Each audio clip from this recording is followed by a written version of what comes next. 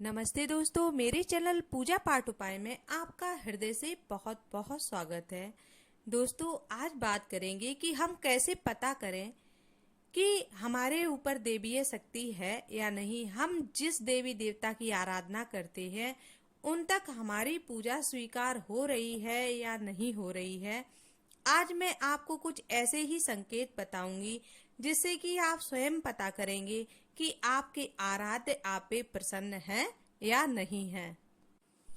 दोस्तों, जब मेरे ऊपर हमारी आराध्य शक्ति की कृपा हो जाती है तो हमें सबसे पहले उनके स्वप्न में दर्शन होना शुरू हो जाते हैं।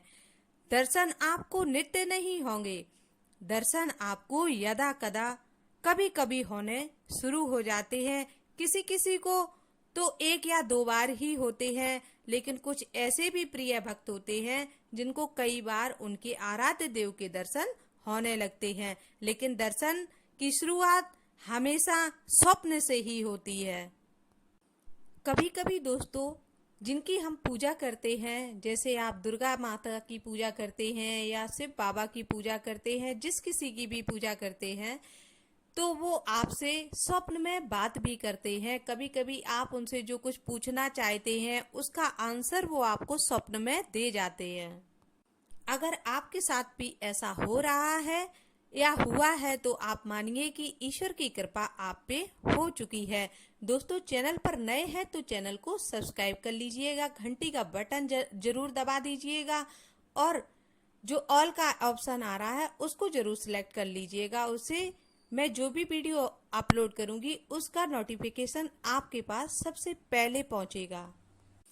दूसरा संकेत होता है दोस्तों, जब भी आप पूजा करेंगे या कभी मंदिर जाएंगे तो आप जब किसी देवी देवता के सानिध्य में होंगे, उनके निकट होंगे या उनकी बात हो रही होती है, जैसे वार्ता नहीं होती है, जैसे हम लोग आपस में बात करने लगते हैं तो हमारे रोंगटे खड़े हो जाते हैं। तो चाहे वो सर्दी का मौसम हो, गर्मी का मौसम हो, कोई भी मौसम हो सकता है, रोंगटे यदि आपके खड़े होते हैं तो मानिए कि भगवान की साक्षात आपके ऊपर कृपा हो चुकी है और आपकी आंखों से झरझर झर आंसू निकलने लगते हैं। आप कितना ही प्रयास करें तो आंसू आपके रुकते नहीं हैं, वो थोड़ी थोड़ी देर में स्वतः ही निकलने लगते हैं। प्रभु के दर्शन करके, उनकी बातों को सुन करके आपका मन और शरीर दोनों ही अपने आप को बहुत ही हल्का महसूस करने लगते हैं। और जब आप मंदिर जाओगे तो आप कितना भी ये सोच करके जाओ कि भगवान से आज हम ये मांगेंगे वो मांगेंगे, लेकिन आप सब कुछ भूल जाएंगे। आप जब उनके सानिध्य में होंगे तो आपको बहुत ही आनंद की अनुभूति होगी और आप उनको एकटक बस निहारते रहेंगे और आपका ऐसा मन करेगा कि मैं सब कुछ छोड़ दूं, बस उन्हें ही निहारती रहूं। उस समय आपकी अंतर आत्मा इतनी प्रसन्न भाव में होती है कि आप कुछ भी नहीं मांग पाएंगे।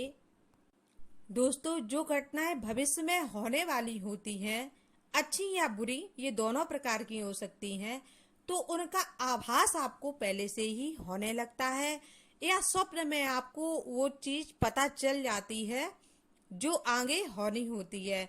और स्वप्न में आपको बड़ी बड़ी नदियां दिखेंगी, बहुत ही पानी पानी दिखने लगता है और बहुत ही सुंदर सुंदर हरियाली दिखने लगती है जो कि शायद आपने पृथ्वी पर कभी देखी ही ना हो।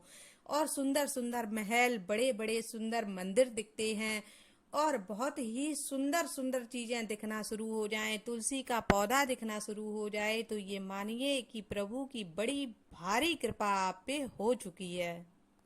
दोस्तों, अगला संकेत है कि जब आप पूजा करते हैं और दीपक को प्रज्वलित करते हैं तो कुछ समय बाद दीपक की लौ एकदम से बहुत ज्यादा लंबी हो जाती है। जितना आप उम्मीद नहीं कर सकते हैं उससे कई गुना ज्यादा लंबी दिखने लगती है और एक रफ्तार में जलना शुरू हो जाती है। मतलब हिलती डुलती नहीं है, एकदम सीधी जलेगी और काफी ऊंचाई पे जलने लगती है। तो आप मानिए कि आपके ऊपर आपकी जो शक्ति जिसकी आप आराधना कर रहे हैं उसकी पूर्ण रूप से कृपा हो चुकी है और देवी देवताओं की मूर्तियां आपको मुस्कुराती हुई सी दिखने लगेंगी।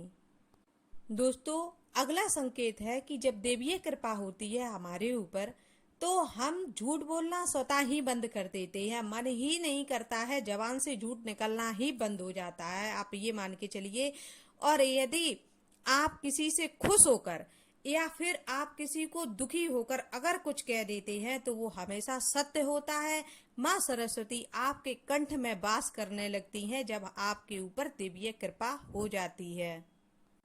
आपको डर लगना बंद हो जाएगा। आपका कोई कुछ बिगाड़ नहीं सकता है, चाहे वो लाख प्रयास कर ले। आप हमेशा ऐसा अनुभव करेंगे कि जैसे कोई शक्ति हर वक्त आपके साथ है। कभी कभी कुछ ऐसा घटनाक्रम हो जाता है जिसको हम बाद में सोचते हैं कि अरे ये ऐसा हो गया, इतना बड़ा संकट मेरे ऊपर से टल गया और हम जान भी नहीं पाए।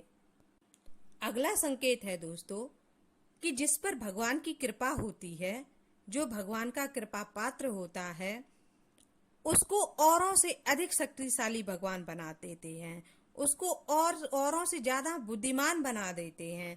आपके अंदर कुछ अन्य दक्षताएं स्वतः ही आने लगती हैं। आप नई नई चीजों को सीखेंगे और अच्छी अच्छी चीजों को सीखने का आपका दिल करेगा और आप सद्मार्ग पर चलना स्वयं ही शुरू कर देंगे जब प्रभु की कृपा आपके ऊपर होगी और आपकी पूजा उन तक पहुंच रही होगी और वो स्वीकार कर रहे होंगे। दोस्तों, यदि आपको वीडियो जरा भी अच्छी लगी है तो इसको लाइक जरूर दीजिएगा और आपके साथ भी अगर कुछ ऐसे ही चमत्कार हुए हैं, ऐसे ही संकेत आपको अभी तक मिले हैं कभी, तो कमेंट बॉक्स में जय माता की लिखिएगा।